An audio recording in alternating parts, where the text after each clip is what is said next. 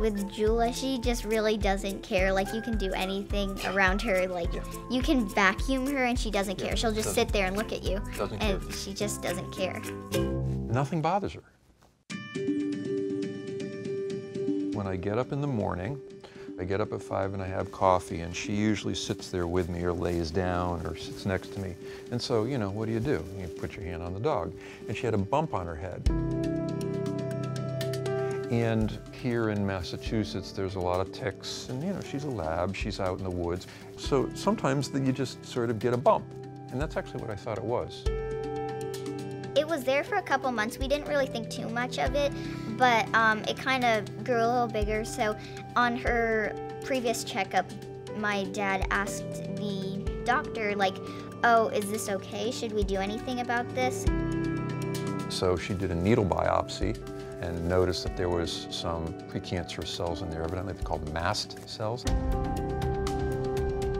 And so she said, you should get this taken care of now, because if not, there's a strong potential that you'll need chemo and radiation.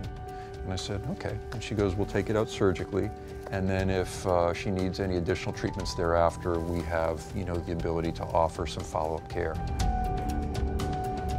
After a couple weeks and everything, her stitches started to heal, so she came back in here for electrochemotherapy. I think that's what it's called. Where I came in was the clients were looking for, is there something that we can do to kind of maximize the chances of this being curative or you know, providing long-term control? And after talking about the different options, decided to go forward with a treatment called electrochemotherapy. What electrochemotherapy is we give first an IV dose of chemotherapy, and then we have a machine that passes a current through the area. Chemotherapy molecules are big and awkward and bulky, and a lot of times they're not as effective because we can't get it into the cells that we're concerned about. This procedure, because of the electricity, depolarizes the cell walls, which then open up. The big bulky chemo molecules can get into the cells, and then a few minutes later, the cells kind of figure it out, the cells repolarize, and now those chemo molecules are trapped inside the cell where they can do their magic. We just did her treatment, and she did great under anesthesia, and we'll be seeing her soon to follow up, but I'm encouraged. I'm very hopeful.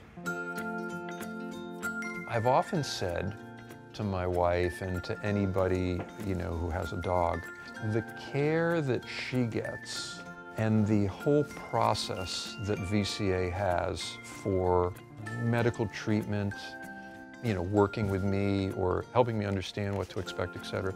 It's outstanding. You know, I come in here and I know that the system is designed with the best intentions for the dog. And I knew that I brought her to the right spot.